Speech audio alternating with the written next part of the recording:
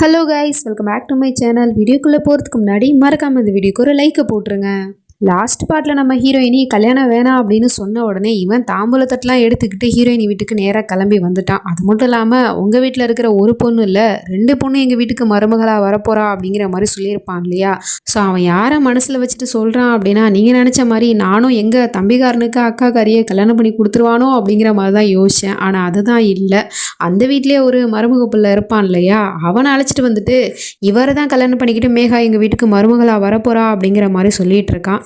S, அவனோட அம்மா வந்து சொல்லிக்கிட்டு இருக்கு, இவன் என்னோட அண்ணன் பையன் ஓம்கார எப்படியோ அதே மாதிரி இவனும் எனக்கு ஒரு புள்ளத்தான் அப்படிங்கிற மாதிரி சொல்லிகிட்டு இருக்கு. அது மட்டும் இல்லாமல் இவன் உங்கள் பொண்ணை ரொம்ப நல்லா பார்த்துப்பான், தாராளமாக கட்டி கொடுக்கலாம் அப்படிங்கிற மாதிரி சொல்லிகிட்டு இருக்காங்க. ஸோ அதை பார்த்துட்டு குடும்பத்தில் இருக்கிற எல்லாருக்குமே ரொம்ப சந்தோஷம். இருந்தாலும் பொண்ணுக்காரி அவளோட விருப்பம் இருக்கு இல்லையா, ஸோ அதனால் அவகிட்ட போயிட்டு இவங்களை கல்யாணம் பண்ணிக்கிறதுக்கு உங்களுக்கு சம்மதமாக்கா அப்படிங்கிற மாதிரி கேட்டால் அவளும் சரின்னு சொல்லிட்டு தலையாட்டிடுறா. வேற வழி இல்லை, கல்யாணம் பண்ணிக்கிட்டு தான் ஆகணும். ஏன்னா இதுக்கப்புறம் திரும்ப ஃபர்ஸ்ட்லேருந்து ஸ்டார்ட் பண்ணி மறுபடியும் அவனாவது பொண்ணு பார்த்துட்டு அவனும் வேணான்னு சொல்லிட்டு போயிட்டா என்ன பண்ணுறது அப்படிங்கிற ஒரு பயத்தில் தான் அவள் சரின்னு சொல்லிட்டா. அதுக்கப்புறம் மொத்த ப்ராப்ளத்தையும் ஓம்கார சரி பண்ணிட்டாருன்னா அவருக்கு நன்றி சொல்லியே ஆகணும் அப்படிங்கிற மாதிரி சொல்லிவிட்டு அவன் ப்ரைவேட்டாக ஃபோன் பேசிகிட்டு இருக்க நேரமாக பார்த்து அவங்கிட்ட போயிட்டு கொஞ்சமும் யோசிக்காமல் அவனோட கன்னத்தில் முத்தத்தை கொடுத்துட்றா.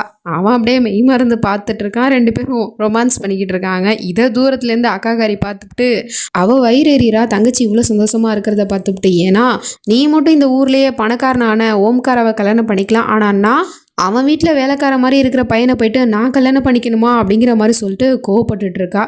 இப்போவும் இவளுக்கு என்னதான் பிரச்சனை அப்படிங்கிறது தெரியல. தங்கச்சிக்காரி என்னடானா அக்காக்காரி கல்யாணம் பண்ணிக்காட்டி நானும் பண்ணிக்க மாட்டேன் அப்படின்னு சொல்லிட்டு கல்யாணத்தையே ஸ்டாப் பண்ணா. ஆனால் அதெல்லாம் இவ கொஞ்சமும் யோசிக்காமல் அவள் சந்தோஷமாக இருக்கிறத பார்த்துட்டே இவளுக்கு வயிறு எரியுது. இப்போ அப்படியே கட் பண்ணால் மறுநாள் ஆகிடுது. இன்றைக்கி தான் கல்யாணம். 2 மாப்பிள்ளைங்களுமே வந்து கோலாகலமாக ஊர்வலத்தோடு வந்து இறங்குறானுங்க. அதுக்கப்புறம் அவனுங்க 2 பேரையுமே வந்து ஆரத்தி எடுத்து வெல்கம் பண்ணியாச்சு. இப்போ பொண்ணை கூட்டிகிட்டு வராங்க. ஃபஸ்ட்டு அந்த மேகாவை தான் கூட்டிகிட்டு வராங்க. அவளை பார்த்துட்டு அந்த பையன் சொல்கிறான், நீ ரொம்ப அழகாக இருக்க அப்படின்னு சொல்லிட்டு. அப்படியா, தேங்க்யூ சஞ்சய் அப்படின்னு இவ ஒரு மாதிரியே நக்கலாக பதில் சொல்லிக்கிட்டு இருக்கா. அதுக்கப்புறம் நம்ம ஹீரோயினி அழைச்சிட்டு வந்துட்டாங்க. அவளை பார்த்துட்டு இந்த பையன் மெய் மறந்து அப்படியே பார்த்துட்டு நின்றுருக்கான். அதுக்கப்புறம் அவளை கை கொடுத்து இவனே தான் ஸ்டேஜுக்கு மேலே தூக்கி விடுறான். அப்படியே அவளோட அழகை ரசித்து இவன் பார்த்துட்டு இருக்கும் போது பக்கத்தில் இருக்கிற அக்காக்காரிக்கு திடீர்னு வந்து தும்மல் வந்துடுது. அதை பார்த்துட்டு இந்த பையன் அவளோட தும்மல் கூட இவளை அஃபெக்ட் பண்ணிடக்கூடாது அப்படின்னு சொல்லிவிட்டு டக்குன்னு அவளை பிடிச்சி இந்த பக்கமாக இழுக்கிறங்கிற பேரில் அக்காக்காரியை பிடிச்சி ஸ்டேஜ்லேருந்து கீழே தள்ளி விட்டுறான். ஏற்கனவே கடுப்பில் இருக்கிற அக்காக்காரி இதை பார்த்துட்டு இன்னுமே டென்ஷன் ஆகுறா. ஏன் ஓம்காரா அப்படி பண்ணீங்க அப்படின்னு அவளும் கேட்டா. அதுக்கு அவன் சொல்கிறான், நான் உன்னோட சேஃப்டிக்காக தான் பண்ண மயூரா, இது கொரோனா டைம், அவளுக்கு தும்மல் வருது அப்படின்னா கண்டிப்பாக அவளுக்கு ஏதாவது ஒரு டிசீஸ் இருக்கும், அப்புறம் அது ஒன்றை பாதிச்சிருச்சுன்னா என்ன பண்ணுறது அப்படிங்கிற மாதிரி ஓப்பனாகவே அவகிட்ட சொல்லிகிட்டு இருக்கான். இதை பார்த்துட்டு என்ன ஓம்காரா அப்படி பேசிகிட்டு இருக்கீங்க, அவள் என்னோட அக்கா அப்படிங்கிற மாதிரி சொல்லிவிட்டு அதுக்கப்புறம் அவளை திரும்ப மேடைக்கு அழைச்சிட்டு வந்துட்டு இவங்க 2 பேரும் ஃபஸ்ட்டு மாலையை மாற்றிக்கிறாங்க. அதே மாதிரி அவங்க 2 பேரும் மாலை மாற்றிக்கணும் இல்லையா. அப்பன்னு பார்த்துட்டு அங்கே இருக்கிறவங்கெல்லாம் சொல்லிக்கிட்டு இருக்காங்க, அவ்வளோ ஈஸியாக எங்கள் மாப்பிள்ளையை தலைகுனியை விட்டுருவோமா, அவ்வளோ சீக்கிரமாலாம் உங்களால் மாலையை போட முடியாது அப்படிங்கிற மாதிரி சொல்லிட்டு இருக்காங்க. இதை அந்த பையலும் காதில் வாங்கிவிட்டு, ஒருவேளை இவங்க என்ன தூக்குனாங்க அப்படின்னா மயூரா மாலை போடுறதுக்கு ரொம்ப கஷ்டப்படுவா, அதனால அவளுக்கு ஏதாவது காயம் பட்டுருச்சுன்னா என்ன பண்ணுறது அப்படின்னு சொல்லிவிட்டு அவன் அப்படியே முட்டி போட்டு கீழே தலையை குனிஞ்சபடி அப்படியே மாலை போட சொல்லிட்டு உட்காந்துட்டு இருக்கான். உடனே அவளும் சிரிச்சுக்கிட்டே அந்த மாலையை போட்டு விட்டுறா. இப்போ அவளுக்கு இவன் மாலை போடணும். அப்பன்னு பார்த்து இவளோட பெரியப்பா பசங்க 2 பேர் வந்து அவ்வளோ சீக்கிரத்தில் என் தங்கச்சிக்கு உங்களை மாலை போட விட்டுருவோமா மாமா, உங்களால் முடியாது அப்படிங்கிற மாதிரி சொல்லிவிட்டு அவளை வந்து அப்படியே தூக்கி வச்சுட்டு நின்றுட்டு இருக்காங்க. இதை பார்த்த உடனே அவனுக்கு பயங்கர கடுப்பாகுது. ஏன்னா அவளை தொட்டு தூக்கிட்டானுங்க இல்லையா, இருந்தாலும் அவங்க 2 பேரும் அண்ணனுங்க தான். ஆனாலும் இவன் பொசசிவ் ஆகுறான். அப்படியே கோவத்தோட பார்த்துட்டு இருக்கும் போது அதுக்கப்புறம் அவனையுமே தூக்கி ஹெல்ப் பண்ணுறாங்க. ஸோ அதனால் அவனுமே பொண்ணுக்கு மாலையை போட்டு விட்டுறான். ஸோ ஒரு வழியாக மாலை போடுற சடங்கு முடிஞ்சு போச்சு. அதுக்கப்புறமா கல்யாணம் பண்ணுறதுக்கு முன்னாடி மணமேடையை போயிட்டு பார்த்துட்டு வந்துடும் அப்படின்னு சொல்லிட்டு மொத்த பேரும் கிளம்பி வந்து பார்க்குறாங்க. பார்த்து அவங்களுக்கு பயங்கரமான ஷாக்கு. ஏன்னா அங்கே 2 மணமேடை இருக்குது. அதில் ஒன்று ஓப்பன் ஆகும், இன்னொன்று பாலித்தீன் கவரில் ஃபுல்லாக கவர் பண்ணியிருக்கு. அதை பார்த்துட்டு அங்கே இருக்கிற யாருக்குமே ஒன்றும் புரியல.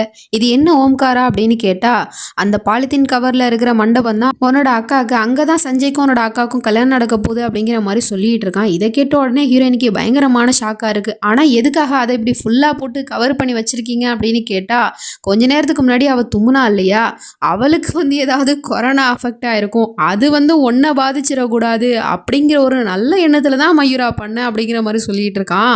ஏன்னா நீ என்னோட மனைவியாக போற, உன்னை பாதுகாக்கிறது என்னோட கடமை தானே அப்படிங்கிற மாதிரிலாம் சொல்லிட்டு பேசிட்டு இருக்கான். இதை கேட்ட உடனே அங்க இருக்கிற எல்லாருக்குமே ஷாக்கிங்கா இருக்கு, ஹீரோயினி உட்பட.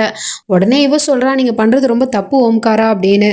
தப்பு தான் மயூரா, ஆனால் உன்னை பாதுகாக்கிறதுக்காக நான் என்ன தப்பு வேணாலும் செய்கிறதுக்கு தயார் அப்படிங்கிற மாதிரி சொல்லிக்கிட்டு இருக்கான். ஸோ இதை கேட்டுவிட்டு அவளும் சொல்கிறா, இப்போ என்ன ஓம்காரா, நான் சேஃபாக இருக்கணும், அதுக்காக தானே நீங்கள் இந்த மண்டபத்தை ரெடி பண்ணீங்க, ஒன்றும் பிரச்சனை இல்லை. அக்கா இந்த ஓப்பன் பிளேஸில் இருக்கிற மண்டபத்தில் கல்யாணம் பண்ணிக்கிட்டோம், நம்ம 2 பேரும் அந்த கவர் பண்ணியிருக்கிற மண்டபத்தில் கல்யாணம் பண்ணிக்கலாம், அப்போ உங்கள் மயூரா சேஃபாக இருப்பாள் அப்படிங்கிற மாதிரி சொன்னதும் அவனும் சரின்னு சொல்லிட்டு ஒத்துக்கிறான். அதுக்கப்புறம் பொண்ணுங்க 2 பேரையும் அழைச்சிட்டு போயிட்டு ஏதோ ஒரு பூஜைலாம் பண்ணும் போல். ஸோ அதை பண்ணிக்கிட்டு இருக்காங்க. அந்த கேப்பில் இந்த பையன் என்ன பண்ணுறான்னா, இப்போ கொஞ்ச நேரத்துக்கு முன்னாடி 2 பேரும் தூக்குனாங்க இல்லையா நம்ம ஹீரோயினியை, ஸோ அதை பார்த்துட்டு அவனுங்க பாத்ரூம் போயிட்டு இருக்கானுங்க. அப்போ கூட அப்பா சொல்கிறாரு, அங்கே பாத்ரூமில் பெயிண்ட் அடிச்சிருக்கா, பார்த்து போங்க அப்படிங்கிற மாதிரி சொல்லிவிட்டு, அதெல்லாம் நாங்கள் பார்த்துக்குறோம் சித்தப்பா அப்படிங்கிற மாதிரி சொல்லிட்டு அவனுங்க 2 பேரும் அங்கேருந்து போயிடுறானுங்க. அவனுங்களை ஃபாலோ பண்ணிட்டு இவனும் போகிறான். பார்த்தா அங்கே வாஷ்ரூமில் அவனுங்க 2 பேரும் சிரித்து பேசிகிட்டு இருக்கானுங்க. அப்போ பார்த்தா அங்கே ஒரு பல்பு தொங்குது, கூடவே கீழே தண்ணி வேற சிந்தி கிடக்குது. இதை பார்த்துட்டு அந்த பைய டக்குன்னு அந்த பல்பில் இருக்கிற ஒயரை கட் பண்ணி கீழே தூக்கி போட்டுறான் தண்ணியில். அதில் அவனுங்க 2 பேருக்கும் ஷாக் அடித்து கத்திக்கிட்டு இருக்கானுங்க, கதறிக்கிட்டு இருக்கானுங்க. என்னோட மயிராவை எப்பட்றா நீங்கள் தொடலாம் அப்படிங்கிற மாதிரி சொல்லிவிட்டு பழி வாங்கிட்டான். ஸோ இதை தூரத்துலேருந்து அம்மாவும் பார்த்துடுறாங்க.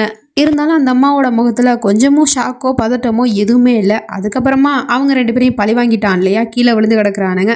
அப்புறமா அவனுங்களோட ஜோலியை முடிச்சுவிட்டு இவன் இந்த பக்கமாக அவன் நடந்து வந்துட்டு இருக்கான். எங்கப்பா போன, கல்யாணத்துக்கு லேட் ஆகிடுச்சு, இந்த நேரத்தில் எங்கே போயிட்டு வர அப்படின்னு கேட்டால் அவனும் கொஞ்சமும் மறைக்காமல் ஓப்பனாக அம்மா கிட்ட நடந்த விஷயத்த சொல்கிறான். இந்த மாதிரி மயூரோட அண்ணனுங்கன்னு சொல்லிட்டு 2 பேரும் வந்தாங்க இல்லையா, அவங்க எப்படி மயூராவை தூக்கலாம், அதுவும் தொட்டு தூக்குறானுங்க, அவங்களுக்கு யார் அந்த உரிமையை கொடுத்தா, அதனால தான் அவங்க 2 பேரும் ஒரு வழி பண்ணிட்டு வரேன் அப்படிங்கிற மாதிரி சொன்னதும் இந்த அம்மா சொல்லுது, இருந்தாலும் அவங்க 2 பேரும் அவளோட அண்ணனுங்க தானப்பா, தங்கச்சி தானே அப்படின்னு சொன்னா, தங்கச்சியாவே இருந்தாலும் அவங்க எப்படி என்னோட மயூராவை தொடலாம், அண்ணனுங்களா இருந்தால் தூரத்துல இருந்து ஆசீர்வாதம் பண்ணிட்டு போட்டும், அதை விட்டுட்டு தொடுவானுங்களா அப்படிங்கிற மாதிரி சொல்லிவிட்டு அவன் ரொம்ப கோவமாகவும் பதட்டமாகவும் பேசிட்டு இருக்கான். அதை பார்த்துட்டு அந்த அம்மாவும், ரிலாக்ஸ், எதுக்குப்பா இவ்வளோ டென்ஷன் ஆகுற, ஒரு நிமிஷம் இரு அப்படின்னு சொல்லிட்டு தன்னோட பர்ஸ்லேருந்து ஒரு மருந்து எடுத்து அந்த பயலுக்கு கொடுக்குது. அதை அவன் குடிச்சதுக்கு அப்புறமா தான் கொஞ்சம் கோவம் குறையுது அவனுக்கு. சரிப்பா இப்போ ரிலாக்ஸ் ஆகிட்டில, வா போகலாம் அப்படிங்கிற மாதிரி சொல்லிட்டு அழைச்சிட்டு போயிட்டு இருக்கு. இப்போ மண்டபத்துக்குமே வந்தாச்சு. ஃபஸ்ட்டு அக்காக்காரிக்கு தான் கல்யாணம் ஆகுது. ஒரு வழியாக அவளோட கல்யாணம் நல்லபடியாக முடிஞ்சிருச்சு. அதை பார்த்துட்டு இவ கண் கலங்குறா, அவனும் கண்ணை தொடச்சி விட்டுட்டு இருக்கான். அதுக்கப்புறம் இவங்க 2 பேருக்கும் கல்யாணம் அந்த பாலித்தீன் கவருக்குள்ளே இருக்கிற அந்த மண்டபத்தில் தான் கல்யாணம் நடக்குது. அப்போது 7 தடவை வலம் வரணும். அப்போ இந்த பையன் என்ன பண்ணுறான்னா, டக்குன்னு நம்ம ஹீரோயினை செந்துக்கா தூக்கி வச்சுக்கிட்டு அவனே 7 தடவை வலம் வந்துக்கிட்டு இருக்கான். ஸோ இதை பார்த்துட்டு அங்கே இருக்கிற எல்லாருக்குமே ரொம்ப சந்தோஷமாக தான் இருக்குது. அதுக்கப்புறம் அவளோட நெத்தியில் குங்குமத்தையும் வச்சு தாலியும் கட்டி போடுறான். நம்ம ஹீரோயினி ஒரு வழியாக இவனோட பொண்டாட்டி ஆயிடுறா. ஆனால் அவளோட கழுத்தில் ஏறினது தாலி இல்லை, அவளை கட்டி போட்டு வைக்க போகிற சங்கிலி அப்படிங்கிற விஷயம் இப்போ அவளுக்கு தெரியாது. ஸோ அதுக்கப்புறம் கல்யாணம் முடிஞ்சு பொண்ணை வந்து வழி அனுப்பி வைக்கணும். அதனால அக்காக்காரி ஃபஸ்ட்டு அழுகிறா, அப்பா தான் சமாதானம் பண்ணி அனுப்பி வைக்கிறாரு. அதே மாதிரியே நம்ம ஹீரோயினியும் அழுகிறா. அவளை சமாதானப்படுத்துறதுக்காக பொண்ணை தொட்டு கட்டி பிடிச்சி சமாதானம் சொல்லிட்டு இருக்காரு. ஸோ இதை பார்த்துக்கிட்டு அந்த பையலுக்கு கோபம் வருது. அப்பாவுக்கும் மகளுக்கு இருக்கிற உறவையே இந்த பைய பார்த்துக்கிட்டு பொறாமப்படுறானே அப்படிங்கிற மாதிரி தான் இருக்குது. அதுக்கப்புறம் இவளையுமே வழி அனுப்பி வச்சாச்சு. காரில் உட்காந்துக்கிட்டு அழுதுகிட்டு இருக்கா நம்ம ஹீரோயினி. ஏன்னா இப்போ புகுந்த வீட்டுக்கு போகிறா இல்லையா, அதனால.